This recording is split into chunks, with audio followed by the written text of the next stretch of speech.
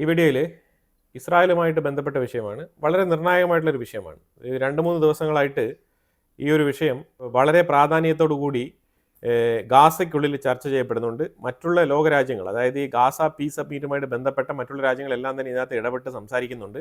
കാര്യം എന്താണെന്ന് വെച്ചാൽ 200 ഹമാസ് പ്രവർത്തകർ ആയുധങ്ങൾ സഹിതം, കുറച്ച് റോക്കറ്റ്, അതുപോലെ തന്നെ അതായത് ഈ തോളത്ത് വെച്ച് അടിക്കുന്ന കുറച്ച് റോക്കറ്റുകൾ, പിന്നെ അതേപോലെ തന്നെ തോക്കുകൾ, ഈ സംവിധാനങ്ങളുമായിട്ട് ഒരു ടണലിൻ്റെ ഉള്ളിൽ ട്രാപ്പായിരിക്കുകയാണ്. ഈ ടണലിൻ്റെ ഉള്ളിൽ ട്രാപ്പാകാനുള്ള കാരണം എന്ന് വെച്ചാൽ, ഇപ്പോൾ എല്ലാവർക്കും അറിയാം 40% ഗാസ ശരിക്കും ഗാസ ജനങ്ങൾക്ക് വേണ്ടിയിട്ട് തുറന്നു കൊടുത്തിരിക്കുകയാണ്.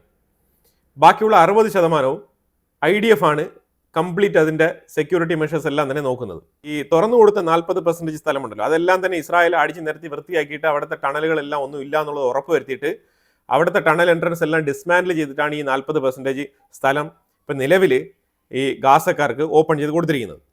ആ സാഹചര്യത്തിൽ ആ ഏരിയക്കുള്ളിലാണ് നിലവിലെ കുറേ ഹമാസ് പ്രവർത്തകരുള്ളത്. പക്ഷേ ഇപ്പം എന്താണ് സംഭവം എന്ന് പറഞ്ഞാൽ, ഈ ഇസ്രായേൽ ഒക്കുപ്പൈ ചെയ്ത് വെച്ചിരിക്കുന്ന 60% സ്ഥലത്തിൽ നിന്നും ഒരു ടണൽ എൻട്രൻസ് പോകുന്നുണ്ട്.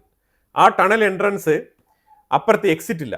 ഗാസ ജനങ്ങൾക്ക് വേണ്ടിയിട്ട് ഇസ്രായേൽ തുറന്നു കൊടുത്തിരിക്കുന്ന ആ ഒരു 40% സ്ഥലത്തിലേക്കാണ് അതിൻ്റെ എൻട്രൻസ് പോകുന്നത്.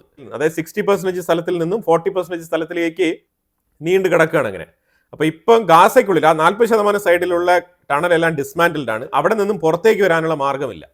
ഈ ടണലിൻ്റെ ഉള്ളിൽ കുടുങ്ങിക്കിടക്കുന്ന ഈ ഹമാസ് പ്രവർത്തകർ ശരിക്കും പറഞ്ഞാൽ ഒരേ ഒരു എക്സിറ്റ് മാത്രമേ ഉള്ളൂ. അത് ഈ കയറിപ്പോയ വഴിയിലൂടെ മാത്രമേ ഇവർക്ക് പുറത്തിറങ്ങാൻ പറ്റുള്ളൂ. ആ ഒരു വഴി എന്ന് പറഞ്ഞു കഴിഞ്ഞാൽ അത് ഇസ്രായേൽ പിടിച്ചു വെച്ചിരിക്കുന്ന ഈ 60% സ്ഥലത്താണ് അതിൻ്റെ എൻട്രൻസ്.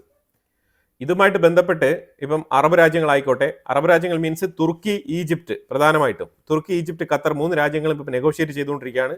അമേരിക്കയെ ഇടപെടുത്തിക്കൊണ്ട് തയ്യബർദകനാണെങ്കിൽ ട്രംപ് ഇടപെടണം. കാരണം നമ്മളിപ്പോൾ ഒരു സീസ് ഫയർ അഥവാ ഒരു സീസ് ഫയർ അഥവാ ഫസ്റ്റ് ഫേസ് സൈൻ ചെയ്ത് മുന്നോട്ട് നിൽക്കുന്ന സാഹചര്യത്തിൽ ഹമാസ് പ്രവർത്തകർക്ക് നേരെ ഇസ്രായേൽ ആക്രമണം നടത്തരുത്, അതായത് ഈ 200 പേരെയും രക്ഷപ്പെടുത്തി വിടണം എന്നുള്ള ഒരു നിലപാടിൽ ഉറച്ചു നിൽക്കുകയാണ് ഖത്തർ, തുർക്കി പോലത്തെ രാജ്യങ്ങൾ. തുർക്കിയാണ് മെയിനായിട്ട്. അപ്പോൾ ഇങ്ങനെ നോക്കുമ്പോഴത്തേക്കും ഇസ്രായേൽ ആണെങ്കിൽ ഇവരെ അറ്റാക്ക് ചെയ്ത് തീർത്ത് കളയാൻ വേണ്ടിയിട്ടാണ് നിൽക്കുന്നത്.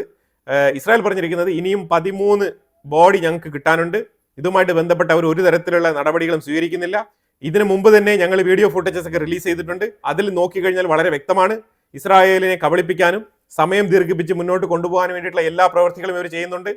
ഇടയ്ക്കിടയ്ക്ക് ഇസ്രായേൽ സോൾജേഴ്സിനെതിരെ ഇവർ സ്നൈപ്പർ ഉപയോഗിക്കുന്നുണ്ട്.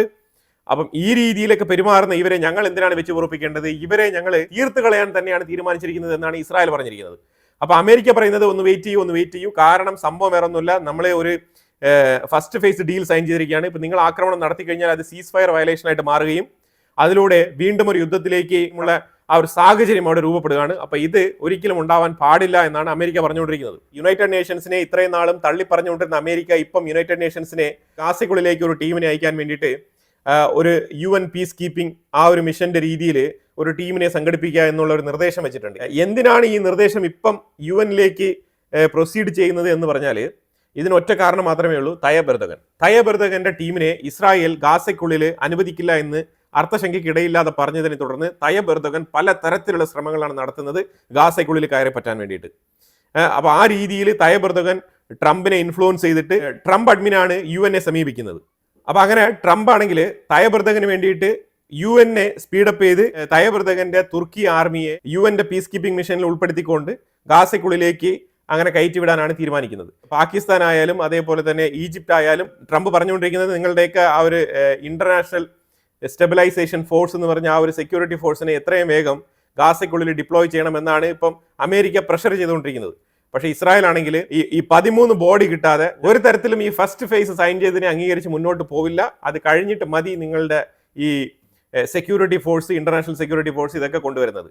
ഇതിൽ ഇസ്രായേലിന് ഒരു വിശ്വാസക്കുറവുണ്ട്. അത് പ്രത്യേകിച്ച് പാകിസ്ഥാൻ അങ്ങോട്ട് പൈസയ്ക്ക് വേണ്ടി നെഗോഷിയേഷൻ ചെയ്യുന്നു എന്നുള്ള രീതിയിലുള്ള വാർത്തകളൊക്കെ പാകിസ്ഥാൻ ഇന്റലിജൻസ് ലീക്ക് ചെയ്ത് അത് ഒരു തരത്തിൽ ഗ്ലോബലി ചർച്ചയായിക്കൊണ്ടിരിക്കുന്ന സാഹചര്യത്തിൽ തന്നെയാണ് ഇസ്രായേൽ പറഞ്ഞിരിക്കുന്നത് ഈ പാകിസ്ഥാൻ, ഈജിപ്റ്റ്, തുർക്കി, ഖത്തർ ഈ രാജ്യങ്ങളുമായിട്ട് ബന്ധപ്പെട്ട ഈ ഇസ്ലാമിക് ബാക്ക്ഗ്രൗണ്ടിൽ നിന്നും വരുന്ന ഈ സെക്യൂരിറ്റി ഫോഴ്സിനെ ഞങ്ങൾക്ക് വിശ്വാസത്തിലെടുക്കാൻ വയ്യ എന്നാണ് പറഞ്ഞിരിക്കുന്നത്. അതിന് കാരണമായിട്ട് ചൂണ്ടിക്കാണിക്കുന്നത് അവരും ഹമാസും തമ്മിൽ വലിയ രീതിയിലുള്ള വ്യത്യാസങ്ങളൊന്നുമില്ല. അവർ തീർച്ചയായിട്ടും ഹമാസിനെ സപ്പോർട്ട് ചെയ്യും. അതിലുപരിയായിട്ട് ഇനിയൊരു 2-3 വർഷം കഴിയുമ്പോഴത്തേക്കും ഹമാസ് വീണ്ടും ഇതിനേക്കാളും ശക്തി ആർജിച്ച രൂപത്തിൽ വളർന്നു പന്തലിച്ച് വന്ന് നിൽക്കും എന്നാണ് ഇസ്രായേൽ പറയുന്നത്. പക്ഷേ ഇതിനെയെല്ലാം തള്ളിക്കൊണ്ട് അമേരിക്കയാണ് ഇപ്പം ഹമാസിനെ വലിയ രീതിയിൽ ട്രസ്റ്റിലെടുത്തുകൊണ്ട് അവർക്ക് വലിയ രീതിയിൽ സപ്പോർട്ടും കാണിച്ചുകൊണ്ട്, അതായത് ഈ അറബ് രാജ്യങ്ങൾ പറയുന്നതിനൊക്കെ തൊണ്ട തൊടാതെ വിഴുങ്ങിക്കൊണ്ട് ഈ ഇസ്ലാമിക് രാജ്യങ്ങളിൽ പെട്ട ഈ ഫോഴ്സിനെ തന്നെ ഗാസയ്ക്കുള്ളിൽ ഡിപ്ലോയ് ചെയ്യാൻ വേണ്ടിയിട്ട് ഇറങ്ങി തിരിച്ചിരിക്കുന്നത്.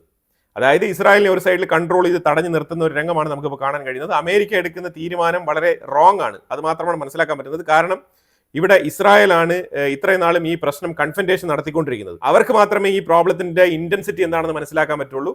അല്ലാതെ അമേരിക്ക അവരുടെ സ്വന്തം താല്പര്യങ്ങൾക്ക് വേണ്ടിയിട്ടും അവരുടെ സ്വന്തം ഡിപ്ലോമാറ്റിക് റിലേഷൻസ് മെയിൻറ്റെയിൻ ചെയ്ത് കൊണ്ടുപോകാനും അറബ് രാജ്യങ്ങളെ അവരുടെ ചൊൽപ്പടിക്ക് നിർത്താനും അമേരിക്കയുടെ ഇൻവെസ്റ്റ്മെന്റ് ലാഭങ്ങൾക്ക് വേണ്ടിയിട്ടും ഇസ്രായേലിനെ ഒരു സൈഡിൽ തഴഞ്ഞു നിർത്തുന്നതായിട്ടാണ് മനസ്സിലാക്കാൻ പറ്റുന്നത്.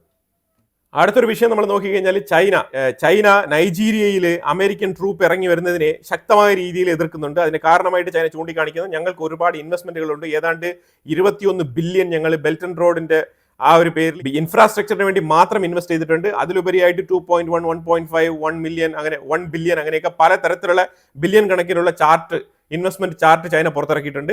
അപ്പോൾ അതുകൊണ്ട് നൈജീരിയയിൽ ചൈനയുടെ താല്പര്യം വളരെ വലുതാണ്. അപ്പോൾ അതുകൊണ്ട് ആ വിഷയവുമായിട്ട് ബന്ധപ്പെട്ട അമേരിക്ക ഈ രീതിയിൽ മതപരമായിട്ടുള്ള ആരോപണങ്ങളൊക്കെ ഉന്നയിച്ചുകൊണ്ട് ഇതിലേക്ക് ഇറങ്ങി വരരുത് എന്നാണ് ചൈന പറഞ്ഞിരിക്കുന്നത്. പക്ഷേ ചൈന എങ്ങനെയൊക്കെ പറഞ്ഞാലും ഇന്ത്യക്കും അവിടെ ഇൻവെസ്റ്റ്മെന്റ് ഉണ്ട്, നല്ല രീതിയിൽ തന്നെ ഇൻവെസ്റ്റ്മെന്റ് ഉണ്ട്. ചൈന ചെയ്യുന്ന അത്രത്തോളം ഇൻവെസ്റ്റ്മെന്റ് ഇന്ത്യ ചെയ്തിട്ടില്ലെങ്കിലും നിശ്ചിത തോതിൽ ഇൻവെസ്റ്റ്മെന്റ് ഇന്ത്യക്കുമുണ്ട് അവിടെ. അതിലുപരിയായിട്ട് ഇപ്പം മനസ്സിലാക്കാൻ പറ്റുന്ന പറഞ്ഞാൽ ചൈനയ്ക്കെതിരെ ഇടപെട്ട കാലത്ത് നൈജീരിയയുടെ ഉള്ളിൽ നിന്ന് തന്നെ ചില വിയോജിപ്പുകളൊക്കെ രേഖപ്പെടുത്തിയിട്ടുണ്ടായിരുന്നു. ഈ നൈജീരിയയിലുള്ള പൊതുജനങ്ങൾ ചൈനീസ് ഫാക്ടറികൾ കയ്യേറുക, അവിടുത്തെ ജോലിക്കാരെ ഉപദ്രവിക്കുക. കാരണം ഒന്നുമില്ല, ചൈനീസ് പൗരന്മാരെ കൊണ്ട് അവിടെ പണിയെടുപ്പിക്കുന്നതിനോട് നൈജീരിയൻ പൗരന്മാർക്ക് താല്പര്യമില്ല. ഞങ്ങളുടെ രാജ്യത്ത് ഒരു സംരംഭം പ്രവർത്തിക്കുമ്പോൾ അതിൽ ബേസിക് ആയിട്ട് ഒരു 50% ആൾക്കാർക്കെങ്കിലും നൈജീരിയക്കാരായിട്ടുള്ള ആൾക്കാർക്ക് അതിനകത്ത് പണി കൊടുക്കണമെന്നാണ് അവർ പറയുന്നത്. അത് ശരിയായ വാദമാണ്. അപ്പോൾ അതിനൊക്കെ ഇപ്പോൾ ഒരു അവസരമായിട്ട് കണ്ടുകൊണ്ടാണ് ചൈന ഇപ്പോൾ അമേരിക്കയ്ക്കെതിരെ നൈജീരിയയിൽ ചാടി വീണിരിക്കുന്നത്. ചൈന അമേരിക്കയെ എതിർത്താലും എതിർത്തില്ലെങ്കിലും അമേരിക്ക ഒരിക്കലും നൈജീരിയക്കുള്ളിൽ ഡയറക്റ്റ് ആയിട്ട് വന്നിട്ട് ഒരു യുദ്ധത്തിലൊന്നും ഇറങ്ങാൻ പോകുന്നില്ല, അതിനുള്ള കപ്പാസിറ്റി ഇല്ല. അതാണ് മനസ്സിലാക്കേണ്ടത്. പിന്നെ നൈജീരിയയുടെ ലീഡറായിട്ടുള്ള ടിനിബു ആണ് അവിടെ റൂൾ ചെയ്യുന്നത്. ഈ ടിനിബു ആണെങ്കിൽ ഈ തീവ്രവാദികൾക്കെതിരെ ശക്തമായ നിലപാടെടുക്കാണ്ട് ഒരു ഡിപ്ലോമാറ്റിക് പൊസിഷനാണ് എടുക്കുന്നത്. കാരണം വേറെ ഒന്നുമില്ല, കുറച്ച് മുസ്ലിം വോട്ടുകൾ പുള്ളിക്കാരന് വേണം. അപ്പൊ കസാരയുടെ മേലുള്ള താല്പര്യമാണ് ഈ ടിനിബുവിനെ കൊണ്ട് ഈ രീതിയിലുള്ള നയം സ്വീകരിക്കാൻ ഇടയാക്കുന്നത്. പക്ഷെ എന്നാലും ഇപ്പൊ ചൈനയ്ക്കും ഇന്ത്യക്കൊക്കെ അവിടെ ഇൻവെസ്റ്റ്മെന്റ് ഉണ്ട് എന്നുള്ളത് ഒരു തരത്തിൽ നിന്നാലും ഈ കാര്യത്തിൽ അമേരിക്ക നിലവിൽ ഈ നൈജീരിയക്കുള്ളിൽ കടന്നു വരുന്നോ ഇല്ലയോ എന്നുള്ളതൊക്കെ നമുക്കറിയില്ല. പക്ഷേ അമേരിക്ക പറഞ്ഞൊരു കാര്യം, അവിടെ ഈ തീവ്രവാദികൾ ശരിക്കും ഈ ക്രിസ്ത്യൻ കമ്മ്യൂണിറ്റിയെ വധിക്കുന്നു എന്നുള്ളത് ഒരു യാഥാർത്ഥ്യമാണ്. ആ യാഥാർത്ഥ്യം നമുക്ക് മറച്ചു വെച്ചുകൊണ്ട് മുന്നോട്ട് പോകാൻ കഴിയില്ല, അതൊരു സത്യമാണ്.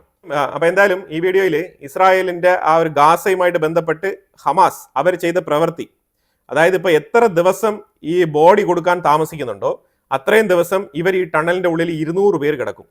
അതായത് ഇസ്രായേലിന്റെ ഉള്ളിൽ വന്നിട്ട് 200 ചില്ലുവാനം ആൾക്കാരെ പിടിച്ചുകൊണ്ട് പോയിട്ട് ഇതേപോലെ ടണലിന്റെ ഉള്ളിലാണ് ഇവര് പട്ടിണിക്കിട്ട് അവരെ ബന്ദിയാക്കി വെച്ചിരുന്നത്. അതേ ടണലിന്റെ ഉള്ളിൽ 200 പേര് ഇന്ന് അടഞ്ഞു കിടക്കാണ്. പുറത്തിറങ്ങാൻ പറ്റാത്ത രീതിയിൽ ഇസ്രായേലിന്റെ ദയ കാത്തു നിൽക്കുന്ന ഒരു സാഹചര്യമാണ് ഇപ്പോൾ രൂപപ്പെട്ടിരിക്കുന്നത്. ഇത് അവർ ചെയ്ത പ്രവൃത്തിക്ക് അവർക്ക് കിട്ടിയ ഒരു ശിക്ഷയായിട്ടാണ് ഇതിനെ നമുക്ക് കണക്കാക്കാൻ കഴിയുന്നത്. ആ രീതിയിലാണ് അവർക്ക് തിരിച്ചു കിട്ടിയിരിക്കുന്നത്. ഇത് ബൈ ഡീഫോൾട്ട് അവരുടെ പ്രവൃത്തി എന്താണോ ചെയ്തത് ആ പ്രവൃത്തിക്കുള്ള മറുപടി ആയിട്ടാണ് ഇതിനെ കണക്കാക്കാൻ പറ്റുന്നത്. അതിനോട് ഈ രീതിയിൽ മാത്രമേ ജസ്റ്റിഫൈ ചെയ്യാൻ പറ്റുള്ളൂ. അപ്പോൾ ഇതിനെക്കുറിച്ചുള്ള അഭിപ്രായങ്ങൾ കമന്റ് ബോക്സിൽ രേഖപ്പെടുത്തുക. കൂടുതൽ വാർത്തകളുമായിട്ട് അടുത്ത വീഡിയോയിൽ വരാം. Thank you so much.